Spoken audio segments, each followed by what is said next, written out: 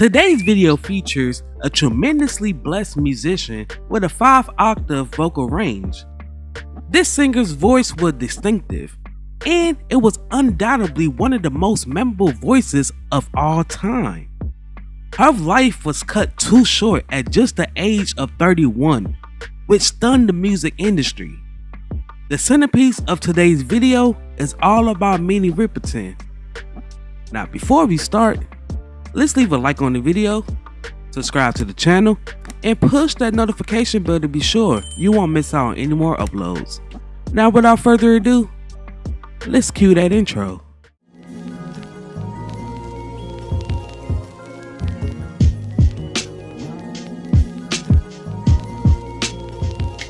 Born Minnie Julia Riperton on November 8, 1947 in Chicago, Illinois.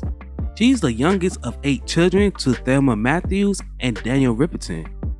Growing up on the south side of Chicago in the Brownsville neighborhood, she studied music, drama, and dance as a kid at the Chicago Abraham Lincoln Center. Her stay here inspired her to consider a career in opera. She sang at the Hyde Park Capella Choir throughout high school.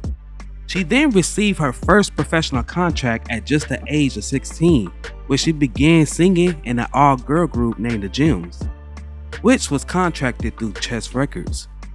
After graduating high school, she enrolled into Luke College, where she joined the Zeta Phi Beta sorority. She also worked as a receptionist for Chess Records while in college. Riperton eventually dropped out to focus on her music career. Riperton provided background vocals for several musicians in the early 60s, including Frontella Bass, The Dells, Muddy Waters, Chuck Berry, and Etta James, to mention a few. Riperton's voice can really be heard in Frontella Bass' song Rescue Me. The Gems eventually disbanded and Riperton went solo, releasing singles like You Gave Me Soul,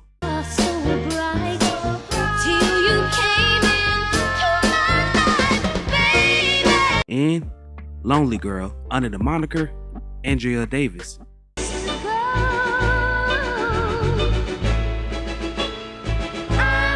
After the group disbanded, she did a complete 180-degree turn and joined the Rotary Connection, which was a psychedelic rock group in 1967, and by 1968 she became the lead vocalist. During her time with the group, Riperton met songwriter and producer Richard Rudolph. By 1969, the couple married and they went on to have 2 children, Mark and Maya Rudolph. Riperton began pursuing a solo career in 1970, originally signing with GRT Records. Riperton began working on her debut album, Come to My Garden, with producer and arranger Charles Stephanie, along with her husband, Richard Rudolph. Now this album peaked at 160 on the Billboard 200 charts. Ramsey Lewis introduced Riperton as a solo performer on the night of December 26, 1970 at the Chicago's legendary London House. This is where she performed many tracks from the album. Now despite the album's lack of commercial success, music reviewers see this album as a masterpiece. She returned to the Rotary Connection for the group's last album in 1971. Now after finishing up with the group, she relocated to Gainesville, Florida. Eventually, she moved her whole family to LA, where she joined Stevie Wonder's backing group, Wonder Love. She returned to the studio after touring with Stevie Wonder to begin production on her second album. Now due to her outstanding work with Stevie Wonder, they developed a strong working relationship to the point that he decided to produce her second album. Perfect Angel was released in 1974 and it peaked at number 4 on the Billboard 200 charts and number 1 on the Billboard Top R&B Albums charts, selling over 500,000 copies, going certified gold. The most notable songs on this album are Reasons, A million faces, like aching promises, I feel them in my bones. Seeing You This Way, Seeing you this way makes me feel so happy. and Loving You. Easy 'cause you're beautiful, making love with Now, this record established her as a household name, and the song has been included in various of films and TV shows to this day. Her third album, Adventures in Paradise, was released in 1975 and peaked at number 18 on the Billboard 200 charts and number 5 on the Billboard Top R&B Albums charts. Now, a fun fact about this album is while shooting for the album cover, she was attacked by the lion. This is the new album. It's called Adventures in Paradise. Now the cover is striking. Let me see if you can see that. But I understand there is a story behind this with the lion. Yeah. Because first of all, is that a real lion? Yes, that's Simba. Simba was a very beautiful lion. He was very sweet. And I photographed this first. And as I was photographing it for the album cover, I thought, we should be doing this for a commercial to promote the records. But at that point, it was too late to have it all together. So we went in and we redid it, but with a different lion. You went in with Everything was the same except for the lion. Ladies and gentlemen, we have a film clip. We can show the people in the studio the clip. You watch the monitors, and you please tell us what's going on, will you? Because this is live. I'm filming the commercial, as you can see, and I'm all right.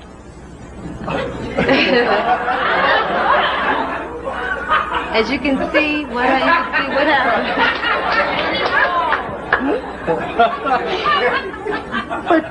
But that he didn't hurt you, did he? Not really, almost. She's so sweet, the lion wanted to eat her. Well, I'd go along with that, But see, that would be it. I wouldn't be no more good for a year. That happened to me. Well, that did freak me out. It freaked me out. But not until I realized that I should have been in the hospital or something like that. You handled it well. This album has several charted singles.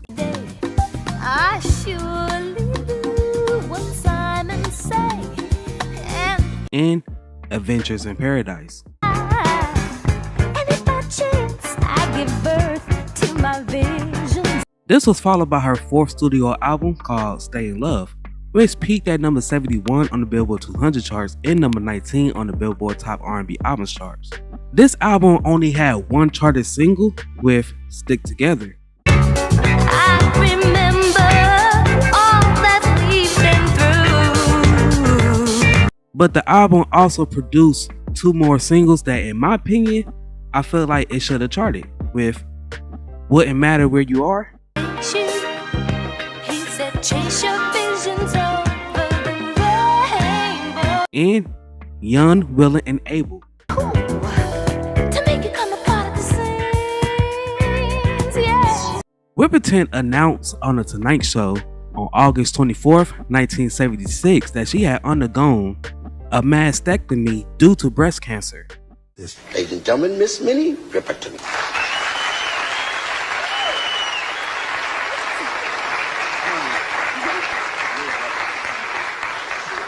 Ed, had you met Minnie before? Oh, no. This is my good friend, Minnie Riperton. What a strange way to start off.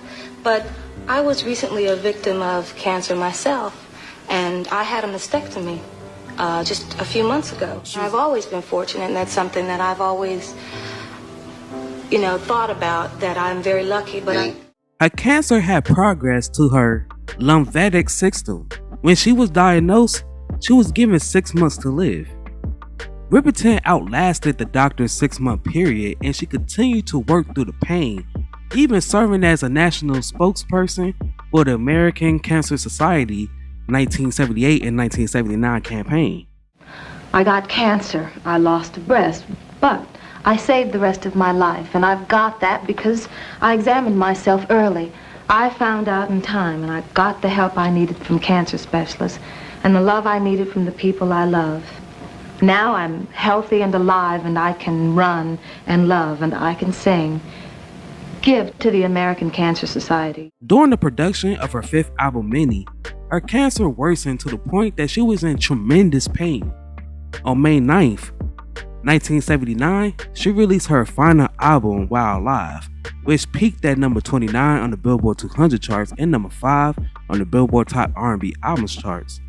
This album had 2 charted singles with Memory Lane. It kinda made me laugh. It took me way back. And Lover and Friend. Romance never entered our view.